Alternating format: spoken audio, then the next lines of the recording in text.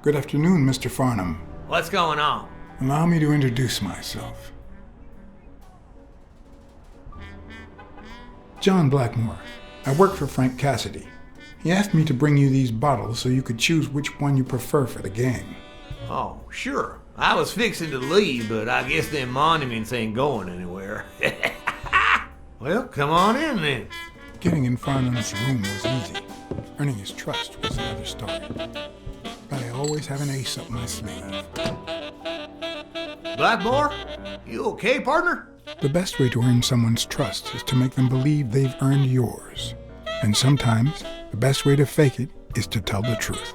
I don't know where to begin.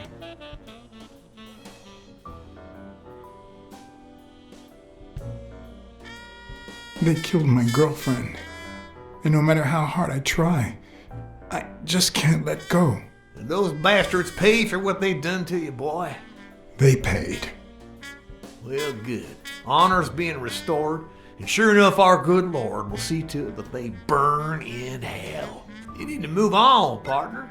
Plenty of lookers out there. Find yourself a charming lady friend, even if it costs you a pretty penny.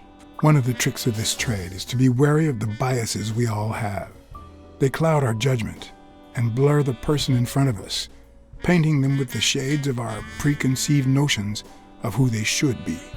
But every once in a while, you run into someone so locked in personality that they can only be regarded as a stereotype. Farnham was a disgrace, not only to himself, but to Texas and the entire human race. To think I had to impersonate him. I wish I was like you. You seem so content, so free of burdens. Stop right there, partner. You think this old dog don't have ticks? Let me tell you something about my first wife. Woo-wee! Once I had gained Farnham's trust, the hard part was deciding what I needed to know to become him and not get myself killed.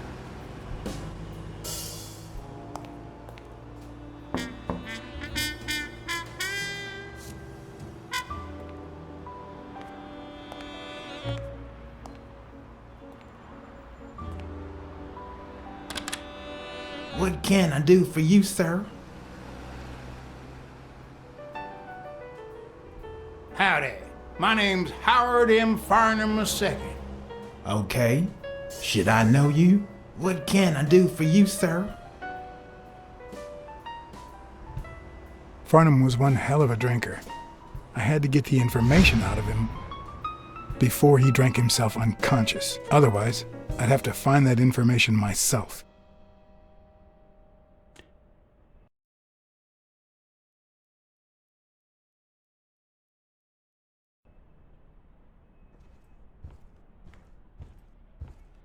Ding Dong? Interesting name for a town.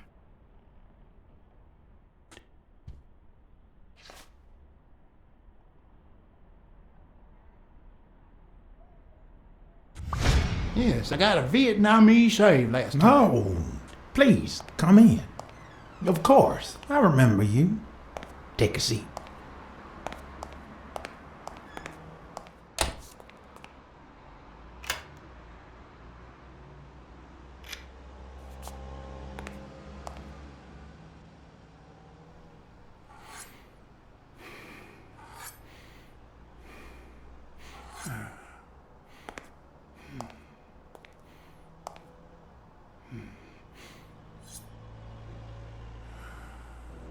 I'm sure you'll understand we can't be too careful. Our host has many enemies, and someone has to keep them at bay. Sure. I get it. I'm glad to hear that. Now, please answer my question. How much does it cost to get yourself a clean Vietnamese shave? Man, sure enough, booze put the nail on the coffin of my first marriage. You know, the wife that caught me cheating with the maid. My second marriage, too. You know what I did to her daddy? Same old with several mistresses. So I decided to stick to my guns and only deal with hookers. Even if I did end up marrying some. I feel you, Mr. Farnham. So I'm going to be honest with you. I'm Cassidy's slave. He lent me the money for a game deposit, and I lost it all. Now I have to work off my debt. Oh, Cassidy's not your problem, son. It's poverty. Sure enough, I had to pay my own deposit this morning to y'all, and that was just petty cash to me. Petty cash, to be honest. I asked you how much. Of course, they gave me my receipt. These are the things I have, boy. Wait, I'll show you. I gotta get somewhere. Just a sec. I'll get it. I just put it over. I think I'll be right back.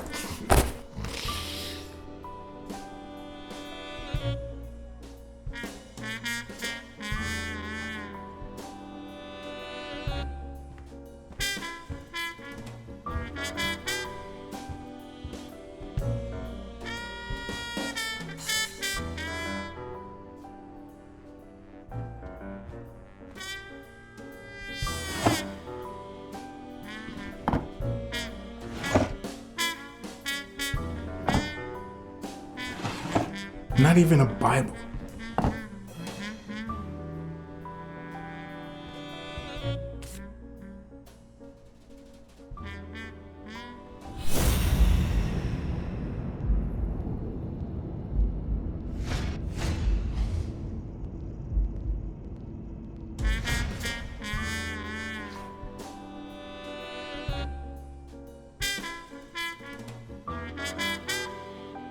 Why didn't you just say you had the receipt in your pocket?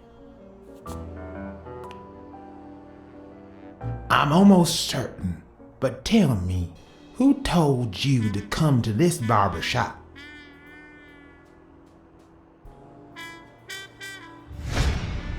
Let me tell you a little secret about my first wife, sonny boy.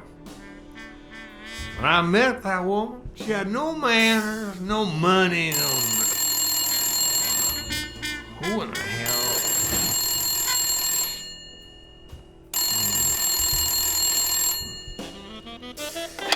Farnham. By God, if it ain't the hero of the day.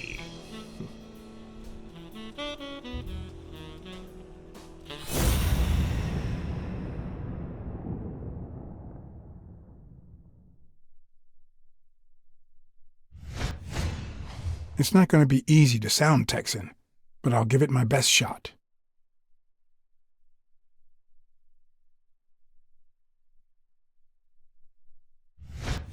I probably don't need to imitate his gestures during a game, but it certainly wouldn't hurt to try.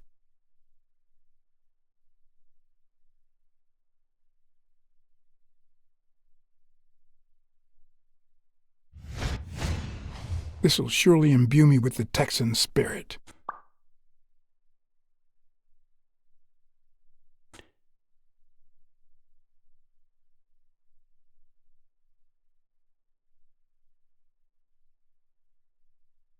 I'll be damned. Nothing says Texan like a cowboy hat. Yes, sir. Sure enough. Knowing Farnham, the owner of this bra only came here for business. Anyway, Kenny, thanks for fixing the game with Cassidy. God bless you, brother. The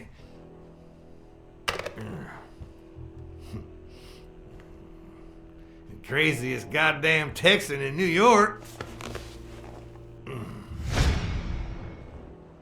My good old friend Kenny, craziest goddamn Texan in New York. You know how many Kennys there are in New York? Kenny who? So besides when and where the game will be, the password, and the money Farnham dished out, what else do I need?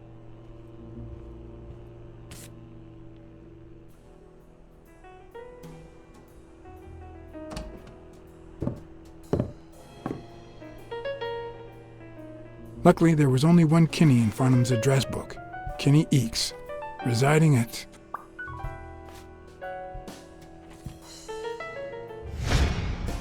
Cornell Plaza, Manhattan. Stunning penthouse. I'm not surprised. Mr. Eakes has excellent taste. Do you happen to know what he asked for the last time he was here?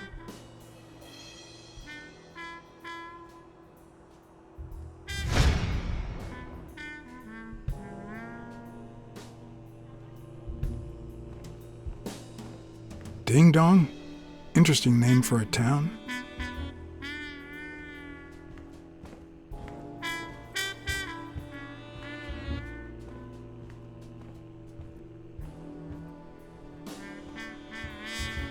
At least it's comforting to know that when Farnham drinks too much, his female companions have less of a hard time.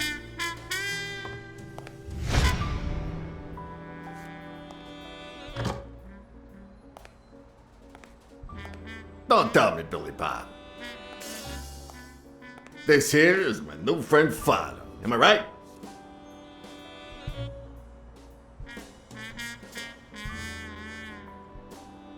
Sure enough, your barber was fixing to give me a shave.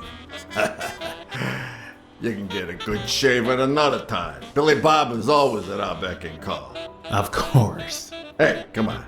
Let's get in there before they finish all the bourbon without us. I haven't frisked him yet, sir. I don't think that'll be necessary. Mr. Farnham here, he's an honest Texan.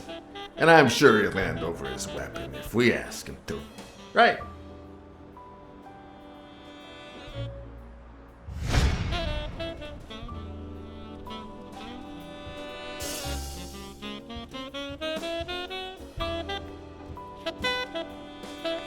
They smell like a party.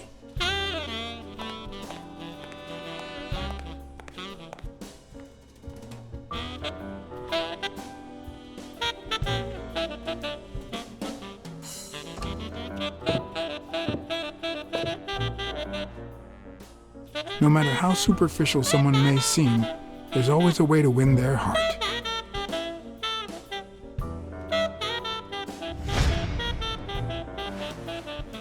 It'll be my pleasure.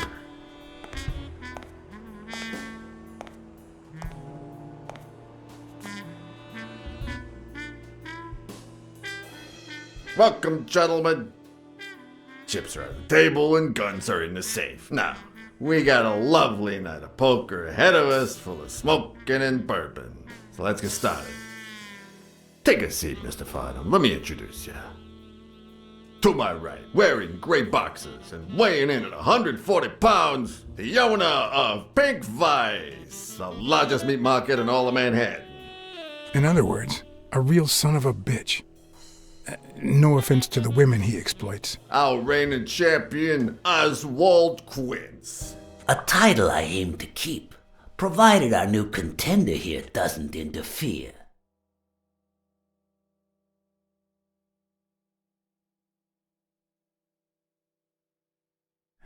Sorry, partner. You ain't got a chance in hell. But look at it this way. You're fixing to learn new tricks. For better or for worse, I only need one trick. Playing well. The truth is that our friend Farnham owns the largest and, I dare say, most entertaining establishment in Texas. Really?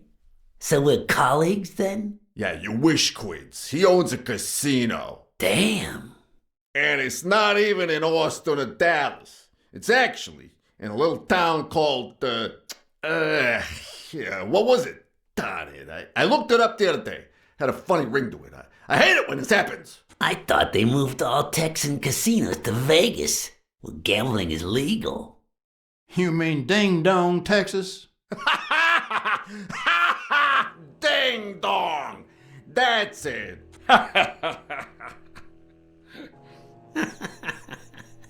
Who'd ever think of a name like that?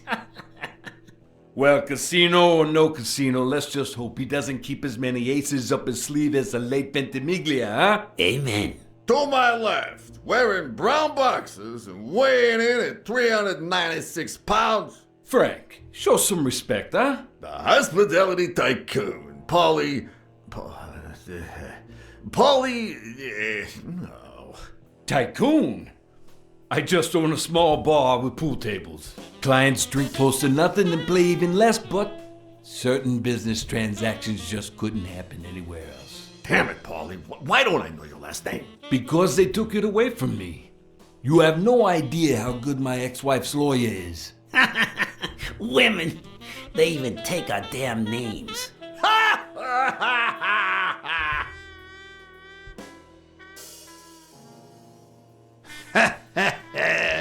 You're too much, Polly. When you're done sightseeing, why don't you drop by La Iguana for a game of pool, and I'll buy you a drink. But I have to warn you, my clientele isn't crazy about furry fellas such as yourself.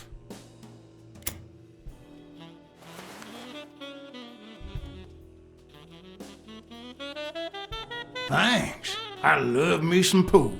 Perfect. It'll be my pleasure. You looking to start your own pool business, Farnham? This guy here wants to start a boxing association in Texas. Guess who he's turning to for advice? To be honest, several things got me worried, so I'd be much obliged for any counseling. So, what worries you?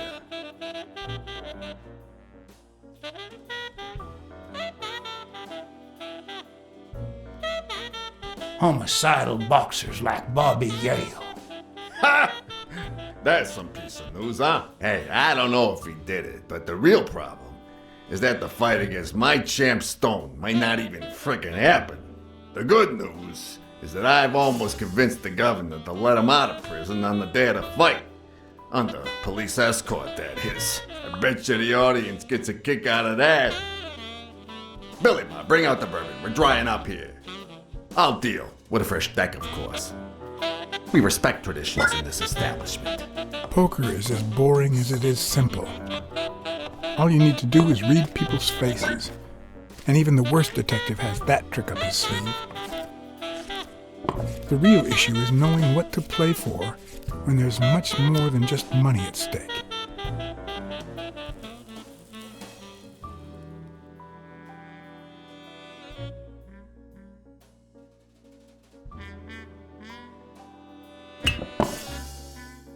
Damn it! What again? How many games have you won in a row, Quince? And here I was hoping that Farnham would steal your championship belt. Mark my words. Farnham will be calling his wife before the night is over. Ha! Oh, hey, by the way, did you guys hear about Kenny's wife? Pretty tragic, huh? What happened? Oh, plain bad luck. Hey, but Farnham, I'm sure you know more about it than I do.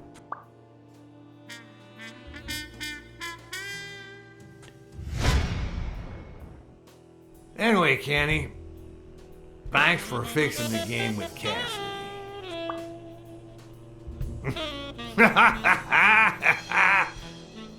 God bless you, brother.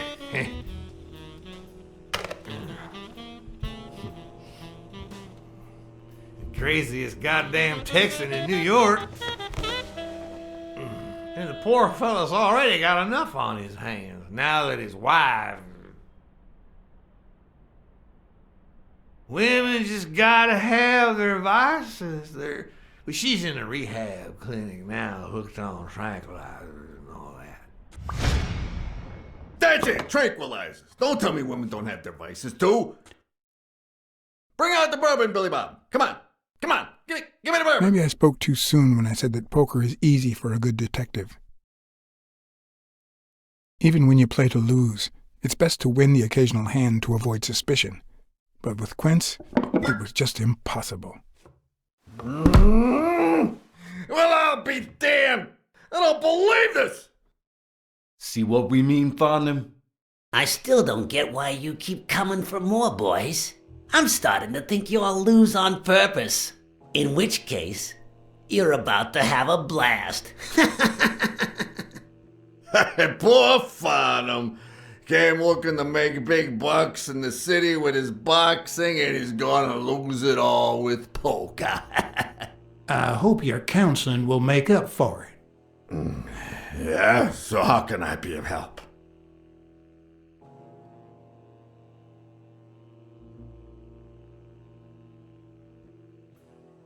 Rebel coaches like Joe Dunn. Oh, I see you done your homework. That bastard wouldn't accept the most basic rules. For example, banning boxers from official competitions when the managers don't belong to my association. Hey, don't get me wrong, I'm sorry for his death. But if they ever find the murderer, I'd be glad to pay his lawyer fees.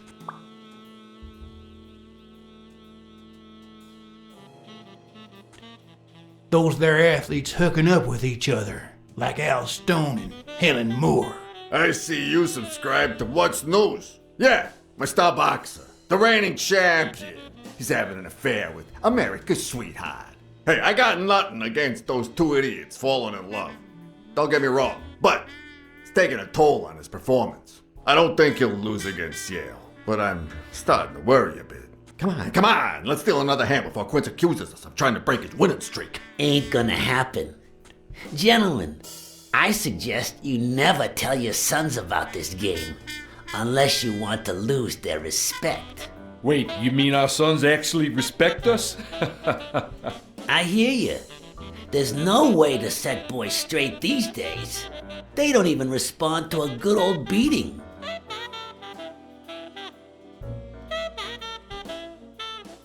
I dare say Texan boys do respond to a good beating. Hey, careful, Quince, you're talking to a pro. So, Kenny told me you had quite a house full. How many kids you got in that house full of yours?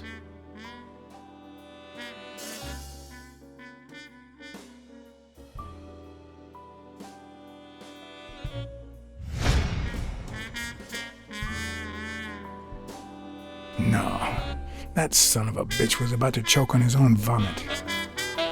If I'd been a communist, perhaps the vision of a millionaire choking on his own vomit would have made my day. Even so, I doubt I could have just stood there and watched him die. No, deserving or not, the man would live.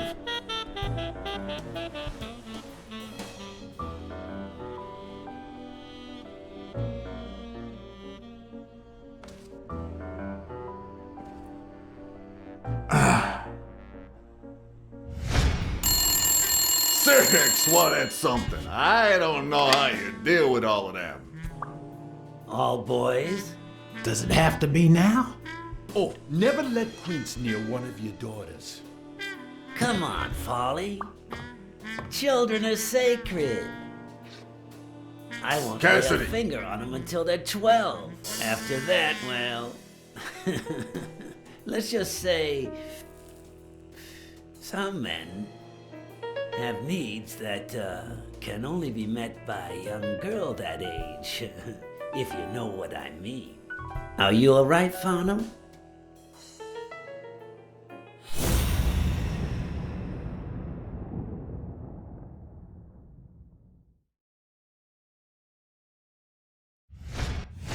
That damn eagle represents the lowest scum of our society.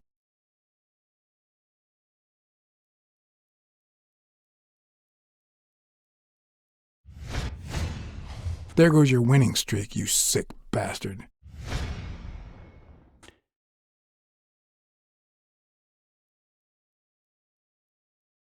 Sooner or later, the police are gonna bust your ass. Quince.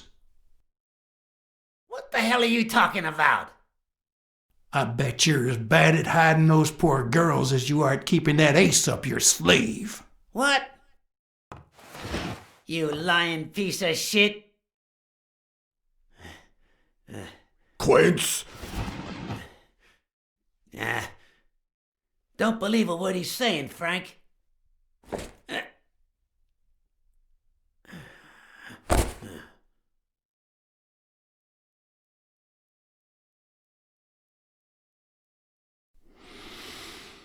Don't you dare call me Frank. Billy Bob. It's 500 more. Huh. For washing up. It's a deal.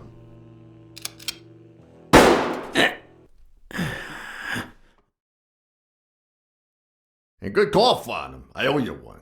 Please, take that flying scumbag's tokens. And mine too, if you want them. I'm feeling generous. Hey, turns out the governor accepted my suggestion to let Bobby Yell out of prison on the day of the fight. Hey, this is turning out to be the perfect night. If you decide to go ahead with your new venture, call me, Farnham. Your behavior at last night's game was utterly insulting. Never contact me again or I'll put an end to your pathetic life. If our common acquaintance should ask you about your business endeavors, tell him that boxing is too violent for you. Signed, Frank Cassidy.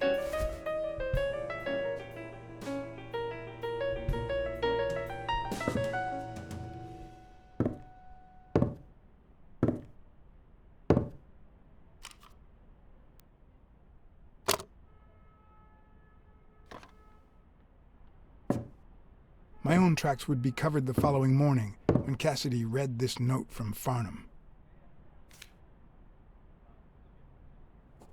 Dear Mr. Cassidy, although I'm grateful for your kind help, last night's game made me realize that boxing is just too violent for a peaceful Texan like myself.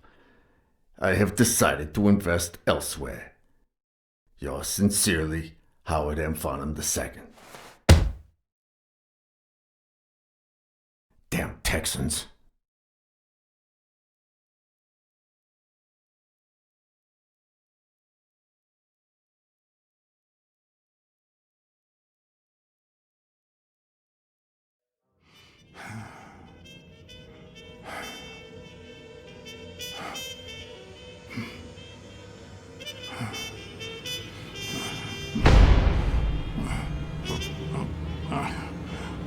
As for me, it was the first time in days that I had gone to bed without my daily beat. A real shame.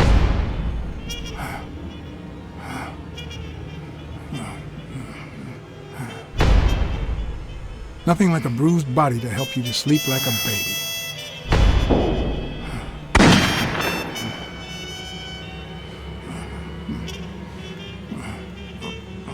Maybe I should have given myself a beating.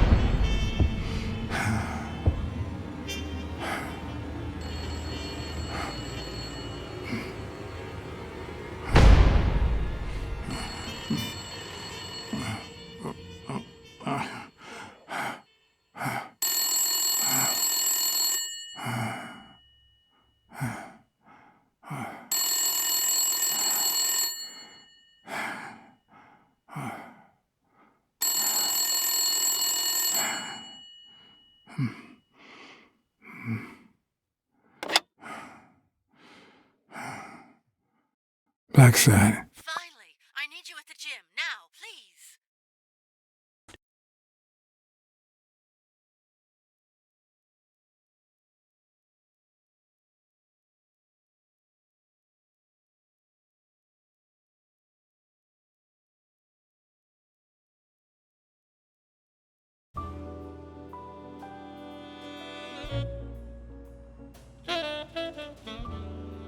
It was like this when I got here.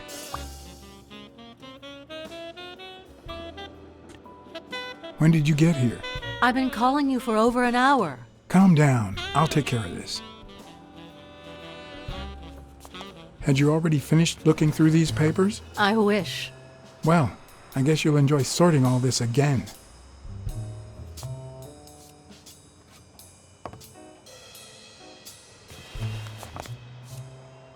Bingo. What is it? Nothing. Just a freshly signed contract.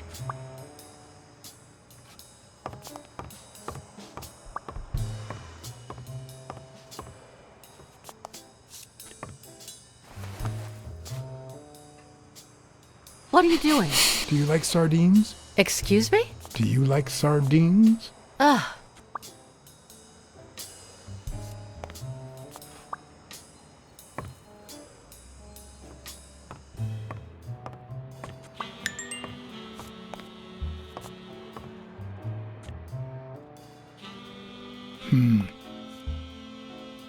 Not that I suspected otherwise, but it's obvious they weren't looking for money.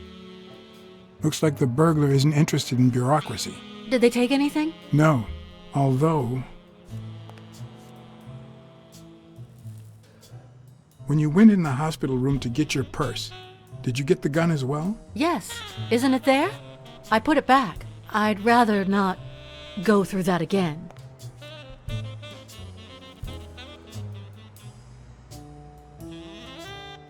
That's too bad. It looks like they took it.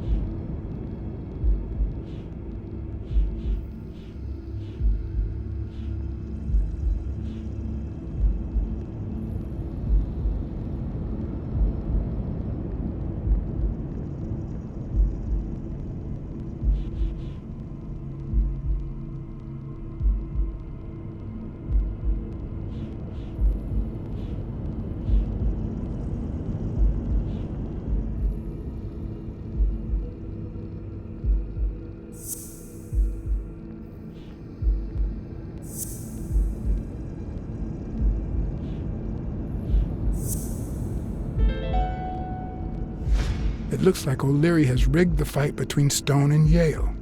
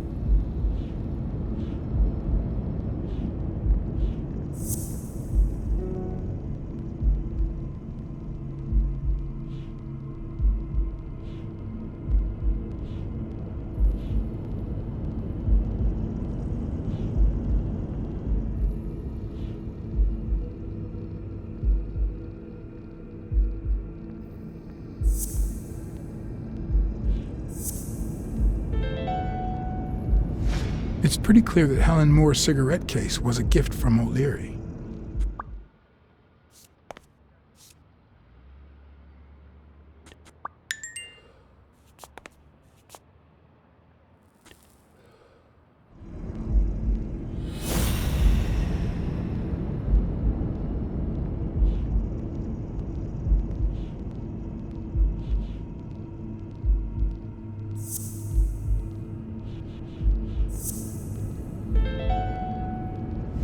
If she's still in love, why does she claim she hates him?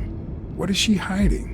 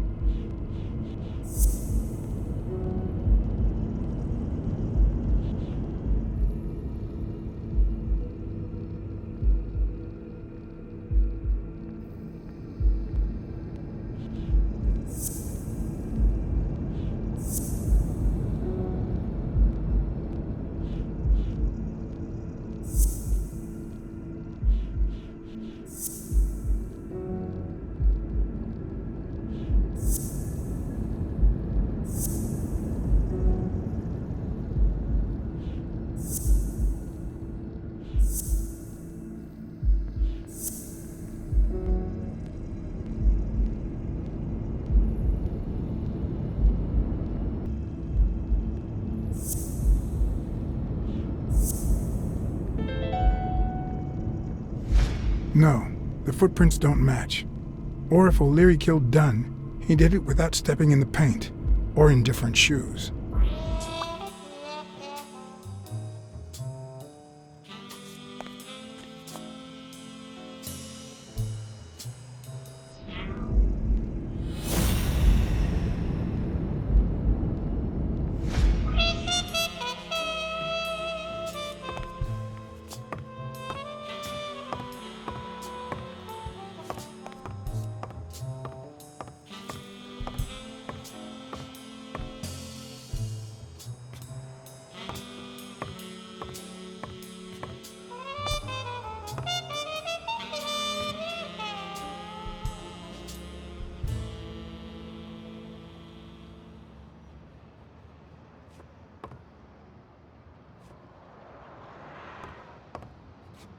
Is this yours?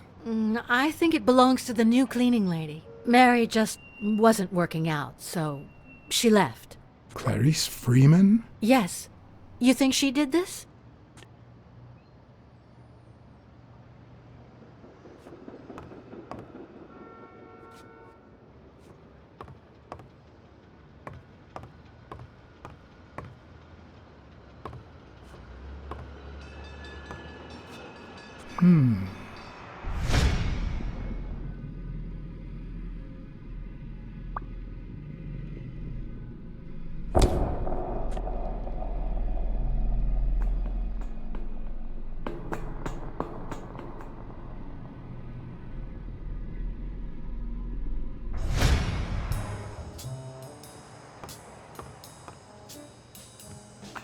Wait here, please.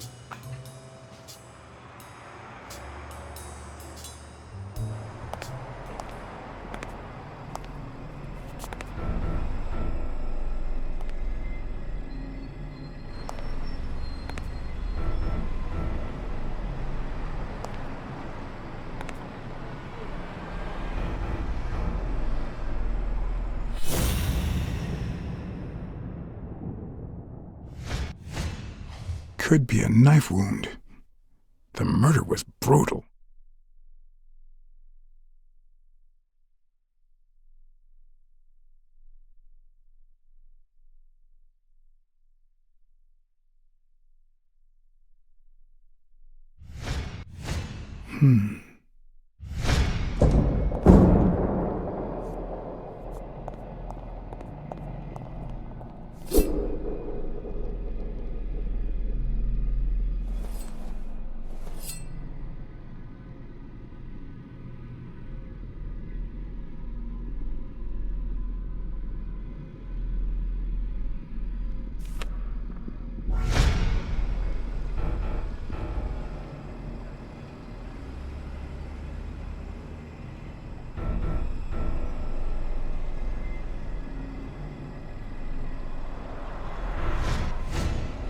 I can just picture her saying, "Honey, I found a job. We're finally gonna make ends meet."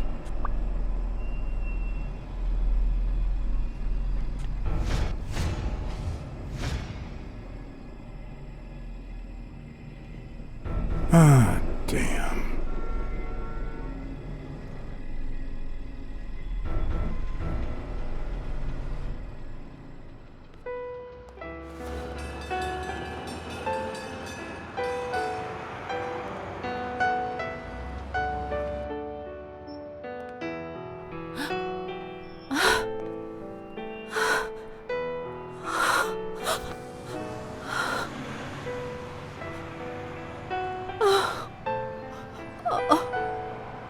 I want you to call the police, Sonia, and then go straight to a friend's house. Don't even think about going home, and definitely don't come back here.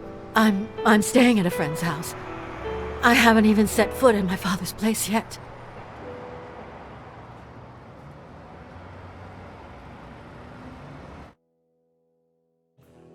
Good. Do you have the keys? If the murderer didn't find what he was looking for, that might be his next stop, if he hasn't been there yet.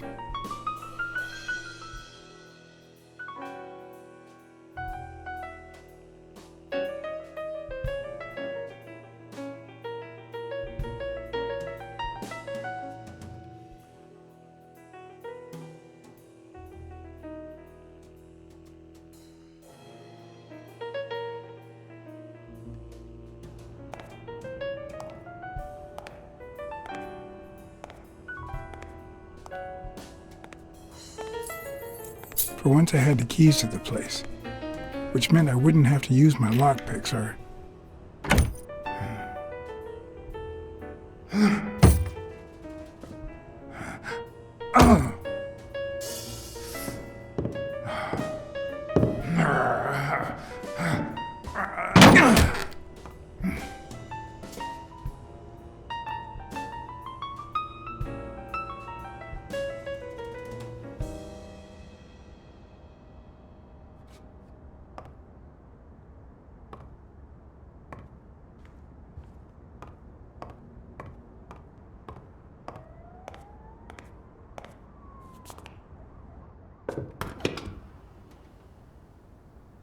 Ready-made meals on airplane trays in front of the TV. Who would have thought we'd end up eating like this? Dunn died 4 days ago, and that lettuce still looks okay.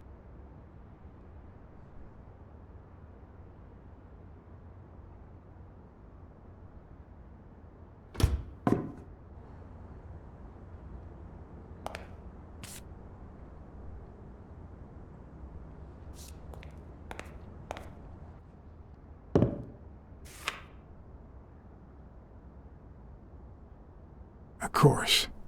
Now I see how Dunn bought the apartment he was going to share with Mary. This place has to be empty in 2 weeks for the new owners. I wonder if Sonia knows about this.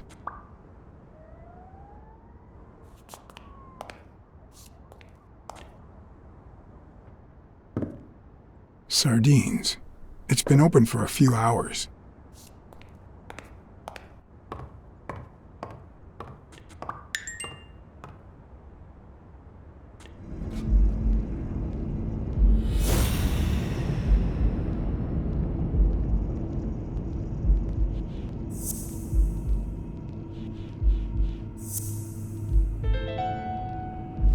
It's pretty clear that the burglar came by the house before heading to the gym, which means he probably didn't find what he was looking for in here.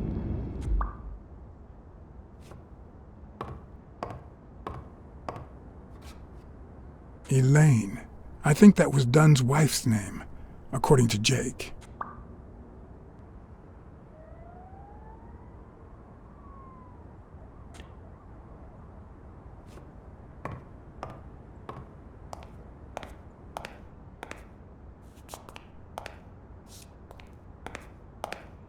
Wow. Could Dunn really afford such luxuries? Or did he only want to impress Mary?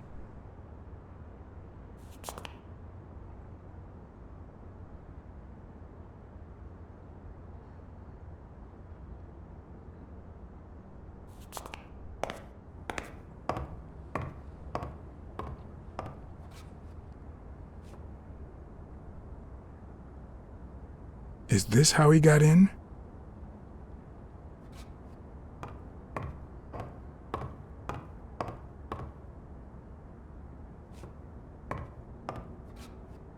You still looked at her every morning, so many years later, with a new love? Maybe we don't need to forget. Maybe pain just transforms into, I don't know, something.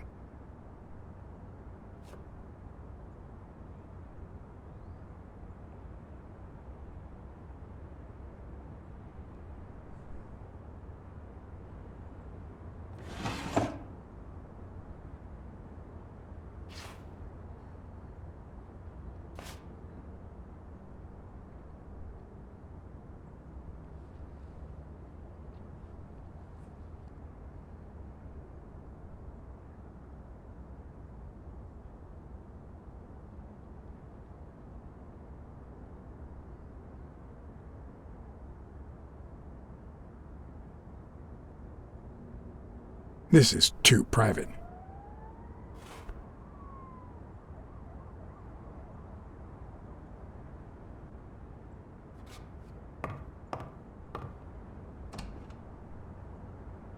Another empty closet.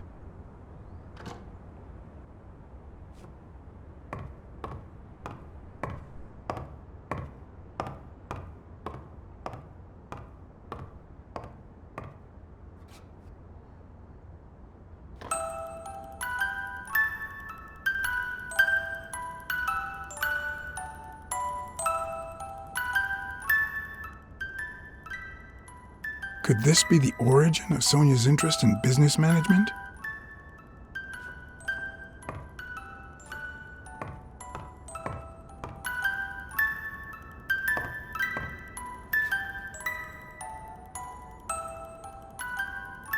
One of the very few teen idols who only got better with age.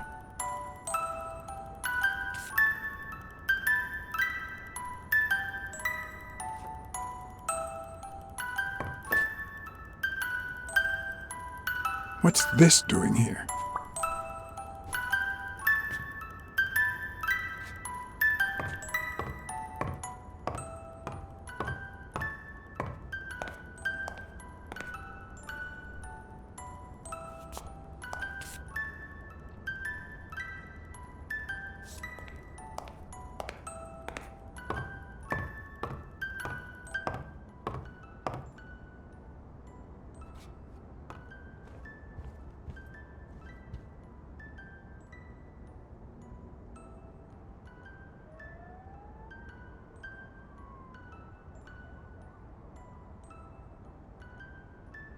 I seem to recall Dunn being mad about the pictures, but who knows? It looks like Dunn had already begun to move his things.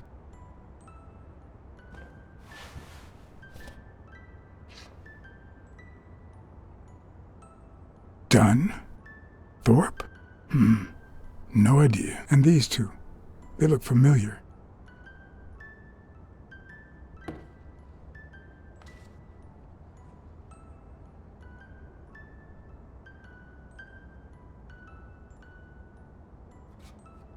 It's hard to believe that a pair of boxing fists could play something like this, although I'm sure he had the lungs for it.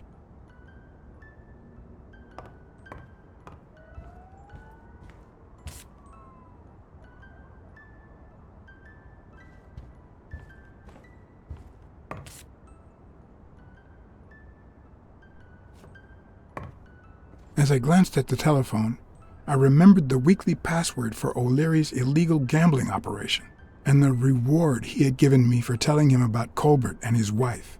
I had managed to make my own dirty money by ratting out the Eagle pimp during our poker game. How much damage could a small bet do?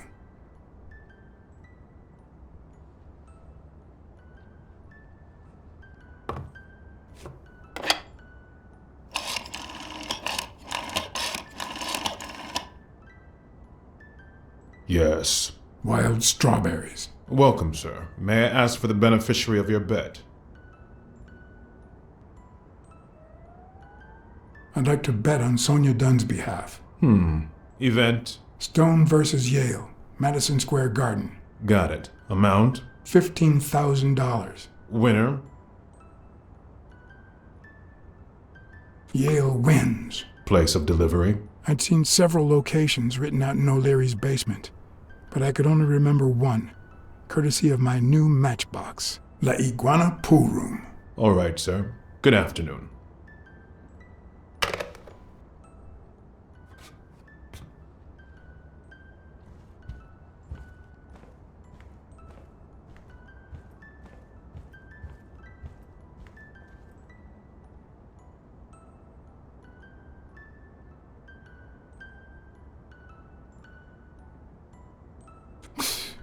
No matter how hard I look, I'm not getting anywhere. I need to talk with Sonia, and maybe with her uncle Tim.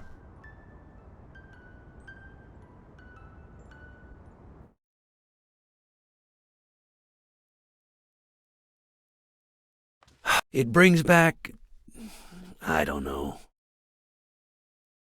Bad memories? A pessimist, are we? It's like remembering the last day of summer. Scenes full of joy, picturesque landscapes, and yet the light is faint and the air is still, the calm before the storm. I know that feeling. I figured that much. I can see it in your eyes. We met in the Army. We were all professional athletes. They called us the Olympic Five. Who's the guy on the right? Angus Mitchell, our combat medic, and a doctor with the New York Warriors. It was Spanow who got him assigned to our platoon.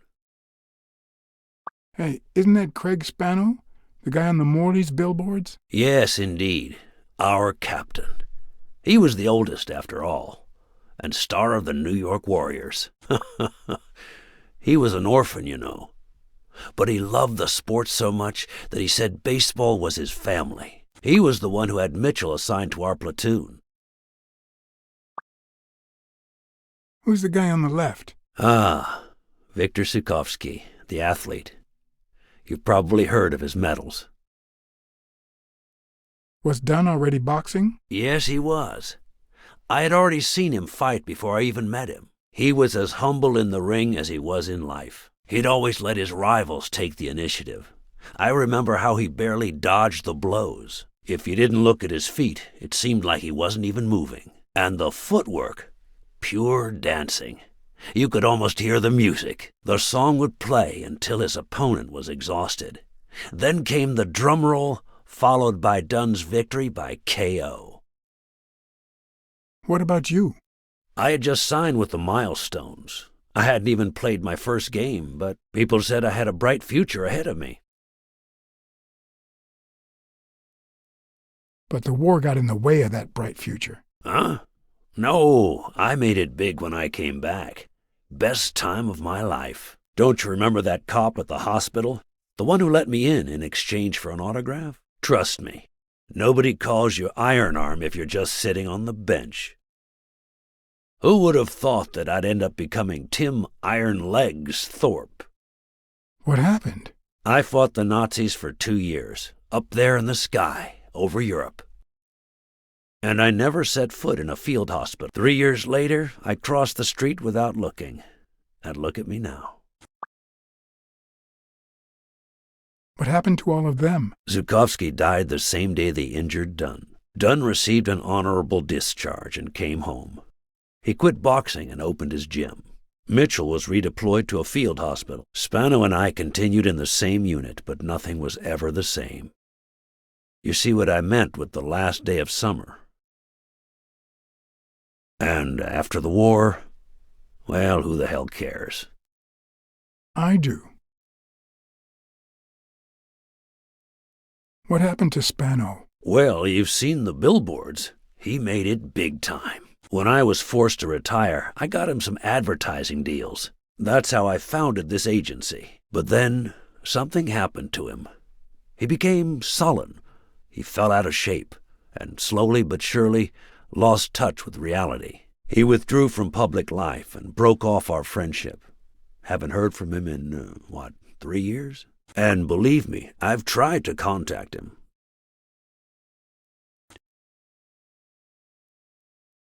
What happened to Mitchell after the war? Mitchell? Who knows? We lost touch. I hope he's doing well.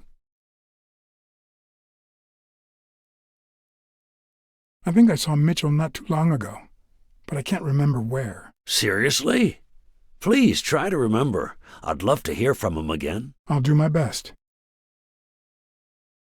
You think Spano might have been involved in Dunn's death? Spano? No way. He and Dunn were always... Well, Spano's changed so much that it's hard to say. Allow me to double your wage. You have to find the murderer. Maybe Dunn stayed in touch with Mitchell or Spano. Maybe even with both. But he never told me anything. Maybe Sonia knows. I doubt it. But that's not the only question I've got for her. May I?